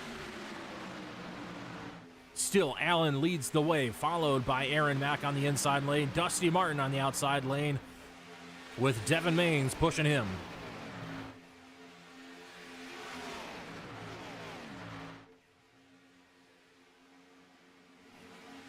Ooh, big shuffle to the inside. We got cars off on the apron. Everyone keeps it together though, but that's going to kill the momentum on that inside lane. 2-car breakaway out front. That's going to be Dusty Martin and Devin Mains. Rest assured, though, this pack will catch them. 2 cars cannot break away by themselves. It's not going to work very long. 2 to go at Daytona.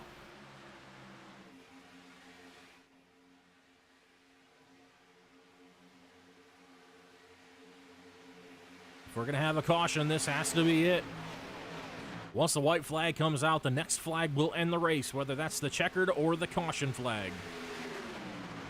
15 on the outside with no help. Will Crank Bell give him a push or not? No, Crank Bell, he is going to stay behind the 15. Devin Gentry in that 12 is starting to move his way forward on the outside. Coming back to the stripe for 1 to go. It's still the 35 and the 5 out front. These 2 cars locked onto each other.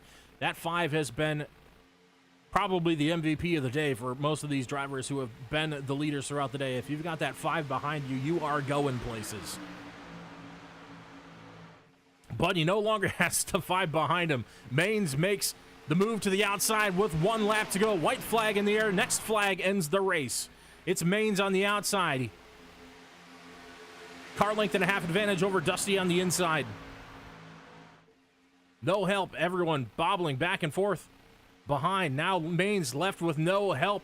The 15 ducks to the inside. He's got momentum. Can the outside lane make a final push? Oh, we got the 14 in the fence. Into the 12. The 13 into the 12. Massive wreck behind. White flag in the air. Next flag will end the race. We're going to stay green for now. Down to the line, it's going to be Bennett Allen winning the season opener at Daytona. Hangs on to the very end with help. Dusty Martin in the 35. Mains in the 5 took his best shot at it. Did not have the help when it counted. Maybe made the move a little bit too early. They're going to be thinking about that one for a while. But there's your winner right there. The number 15 Ford of Bennett Allen wins the season opener. 200 miler at Daytona. And he will, of course, be winning the signed Kyle Larson diecast, which I'm sure he won't be too upset about.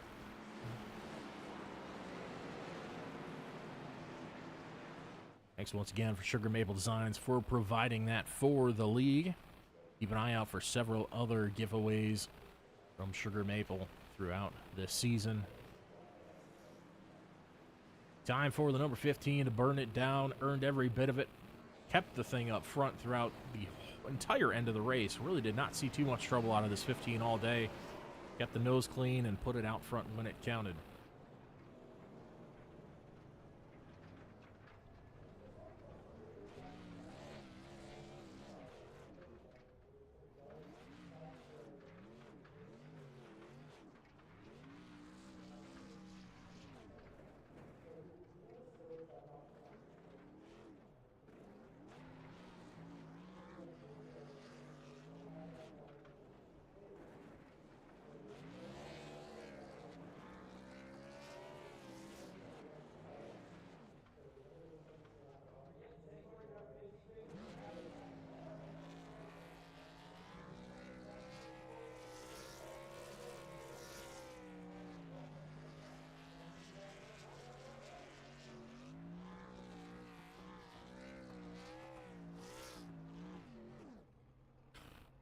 Well, celebrations continue for the 15. We're going to go ahead and get our third place finisher in here.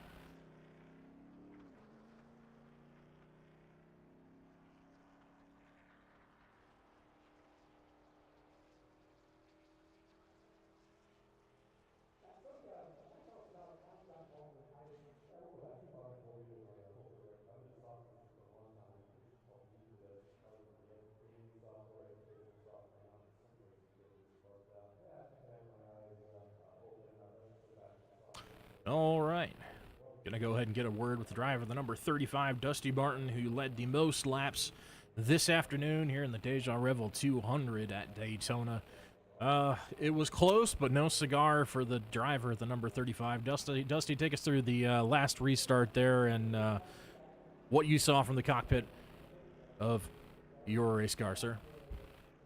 Yeah, man, it was wild, that's for sure. But no, we had a little bit of a strategy there with all the long shot guys up front. So we were all working together. We kind of just decided there at the end of the day, as long as one of us won, we were good to go with it. So lo and behold, here we are. There you are, indeed. Definitely something to hang your head on because you were up front all day. Kept the thing largely out of too major of trouble. Did you even have to use your fast repair through this one? Yeah, that first one we got into got a little bit of a tussle there and blowed the motor, but luckily it was still running enough to get us back to pit road. So I burned it there and was just trying to play it super cautious from then on. We had one wreck right there in front of us. I thought that was it. I thought we were about to just end it right there, but luckily got her locked down and somehow, by the grace of good Lord, missed it, and we're good to go. Well, fantastic race for you and, of course, the team overall. You got, I like the strategies. Keep the thing out front. You can't blow the motor out front. That's it, man. That's kind of how I've always raced these play races. I wanna lead pretty much the entirety of the thing if I can, because it's more often than not the wrecks happen behind you than in front of you. So yeah, if there's nobody in front of you, then you ain't got nothing to miss. Well, not a bad way to start the season. Of course, get good points haul out of this race. Just missed out on the grand prize graciously provided to us by Devin. How you feeling about USA International next week? That's going to be a bit of a curveball for a lot of guys, I think. Pretty unorthodox racetrack for the Xfinity cars, but we'll give it a shot. I got faith in the guys here. We got a lot of talent here. Yeah, we'll see, man. I do enjoy that racetrack a lot. I enjoy short track racing in general, but I don't think I've ever been there in an Xfinity car. So we'll see how that goes. A lot more rear wheel horsepower. Got like I think 2 or 3 league wins there, and trucks and late models and stuff like that. But yeah, it'll be interesting. That's for sure. A lot more rear wheel horsepower. We'll see how she goes. All right. Well, thank you for the time, Dusty. Congrats on a strong start to the season with third place in the first race. Anyone you'd like to shout out before we let you go? Yeah, man. Just thank y'all up here in the booth for everything that y'all do for us. Give a shout out to my teammates over at Longshot. Typically, the sponsor that I run on the car is my band, the Turtleback Trailer Boys. So give them a shout out. Hopefully next week I will have them on the car and we'll be good to go there. But other than that, just thanks for everybody that helps put this on and helps keep this league running. All right, that's been your third place finisher, Dusty Martin, putting on a great performance, leading most of the laps this afternoon. We'll see you next week at USA International. All right, brother. Appreciate it, man. All right, next on deck, we are going to get the second place finisher, that, of course, being Devin Mains. You mentioned he was a good pusher. He probably didn't want to be there at the end, but that's the hand he was dealt.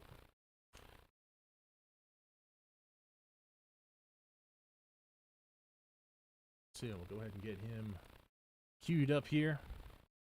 All right, driver the number 5, probably the day's strongest pusher all day. If, like we told the broadcast audience throughout the race, if you had the 5 behind you, you were going places. Take us through your race, Devin. How'd it go for you? Is there anything else you would have done differently there in the closing laps?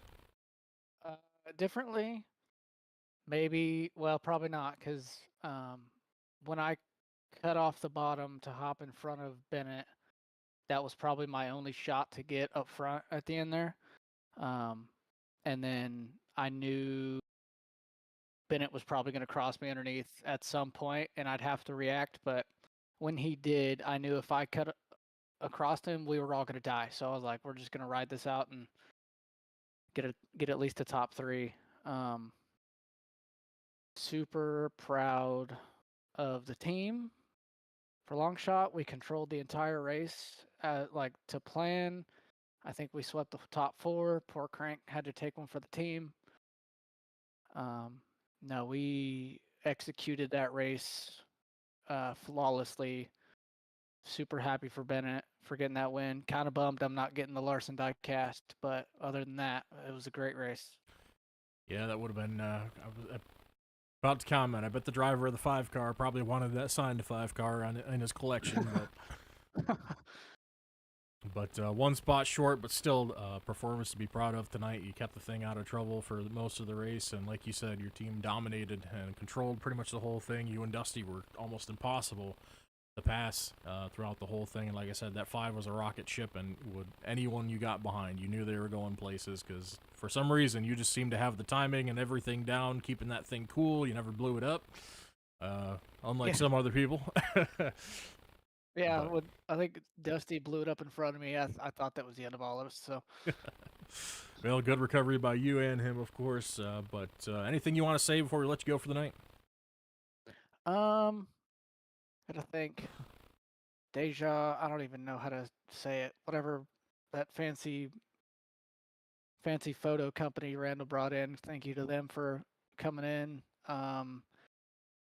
For y'all that don't know, my company, Devin Mains Designs, if you use coupon code TNN, you'll get 20% off, and all proceeds will get sent to the league to help for any championship prizes. So, yeah, TNN at checkout, 20% off for DMD. All right, we definitely appreciate that. If you're looking for the names right there on your screen, we'll get that, of course, get that code added for next race. So I'll get with you after that. But anyways, congrats on the runner-up finish. Start strong to the points season. Hopefully we hang on to you for the whole season.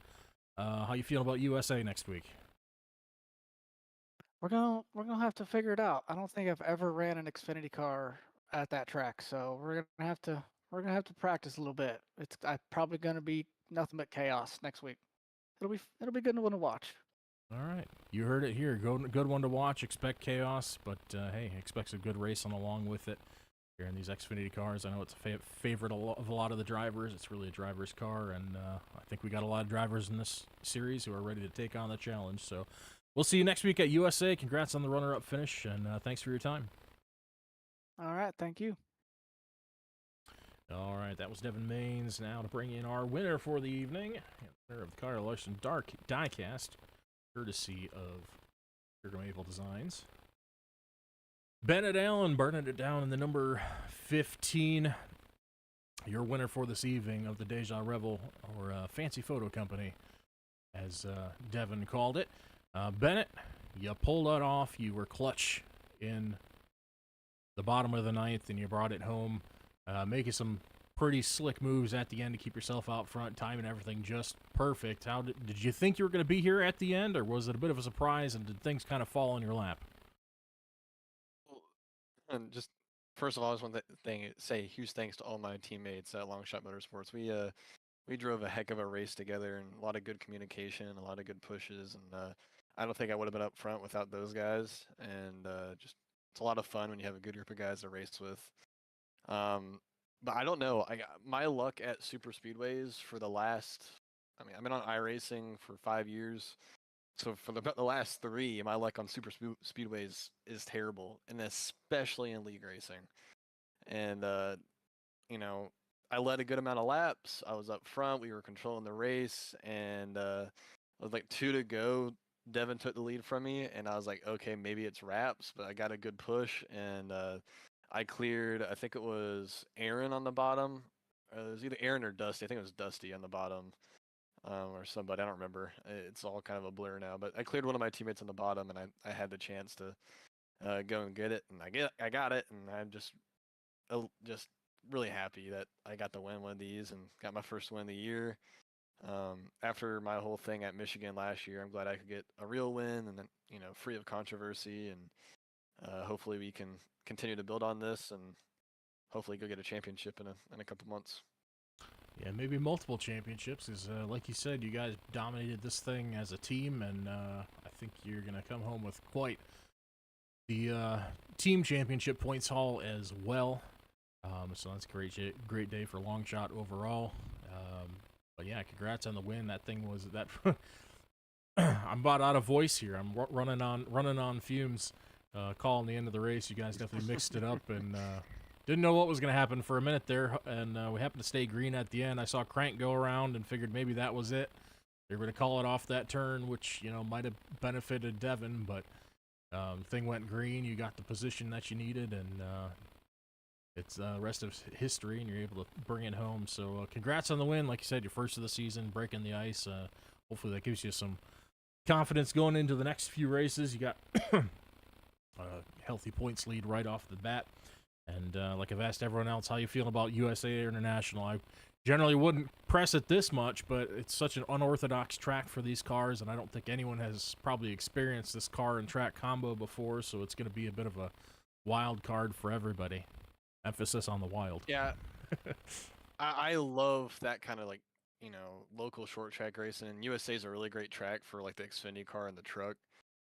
So I'm personally excited to do some door rubbing, beating and banging. But there's a couple races that I'm most excited for this year. One of them is Coda, and I hope we do the new layout because I did some testing and it is so much fun because it's NASCAR track limits for the first time in iRacing history. So you can really dig there. There's Coda, and then there's Homestead, which is always fun. Indy, which is always a blast in the car, and then new North Wilkesboro is going to be sick. So there's a lot of races on the schedule this year, which I'm really excited for. And but I can't think that far ahead, and I just gotta focus on next week. Maybe doing some laps this week at USA, and hopefully we'll see you again up here in Victory Lane again next weekend or next Thursday, whatever. I'm tired too. I get it, but yeah, glad to hear that kind of excitement for the schedule. Yes, Coda will be the new layout, so that's gonna be a bit fresh for everybody to try. So should be pretty even chances for everybody, so that'll be something to look forward to, and a lot of wild cards on the schedule that everyone no one's experienced before this update. You mentioned North Wilkesboro getting the repave. That's going to be completely different. That's going to be super gripped up. You got the new Coda layout. You got USA as a total curveball, as a new car and track combo. So we're definitely mixing it up for this season. The admins did their best to kind of make something that'd be a different experience for everybody, not the same old thing. So hopefully we deliver on that, and I'm sure you guys will deliver awesome races as you always do. But congrats on the win, congrats to Longshot for an awesome day, and hopefully see you again next week. Yeah, man. All right, that's been your winner of tonight's Déjà Revél. Unleash her 200. Bennett Allen, driver, the number 15 for Longshot Motorsports. Thank you for your time, and have a good night. Yeah, you too, man. See you next week. All right, that's going to just about do it for the end of our broadcast. But first, of course, we have to thank our sponsors. Of course, our race sponsor, Déjà Revél, coming in and... oops, it would probably help if I brought up the right graphic here. My apologies. Déjà Revél coming in and sponsoring this race. Go ahead and check out DejaRevél.com if you would like to seek out those boudoir photography services from Kara. Great people to work with, and hear nothing but good things about their business there. Pretty conveniently located. If you're anywhere on the East Coast, pretty centrally located there in York, Pennsylvania. So if you or your significant other has any interest in that, so go ahead and check that out. A really neat business and really awesome website design and everything. Doing really cool stuff over there. Helping women be their best selves and feel the best in their own bodies. So thanks so much for coming on board for that. And thanks, of course, to all the fans out there. I know this would be possible without you. Sponsors wouldn't be here if it wasn't for you. And thanks so much for the drivers putting on a great show for us. It was a great race number 1, and I think next week's going to be even better as we build throughout this season. So thanks to all our sponsors. You heard from Devin earlier. Devin Mains Designs. If you are an iRacer and would like to pursue any cool looking paint jobs, like the one on that number 5, that of course is designed by himself. So go ahead and hit him up and use that discount code TNN to save a little bit of money on that. And of course, Sugar Maple Designs for providing the giveaway diecast throughout the season. All those diecasts will be signed by the drivers, and I think there's one that's even signed by a championship driver and his crew chief, so that will be an extra cool one we'll figure out in the future when he what races he decides to drop those for. I'm eager to find that out myself. I'm kind of disappointed I'm not racing for him as well, because that would be really cool. But anyway, I digress. I'm blathering on. I'm going to let you all go for the evening. As always, I've been Animal Vox here for Thursday Night Nitro, broadcasting here on the BoomTube on YouTube.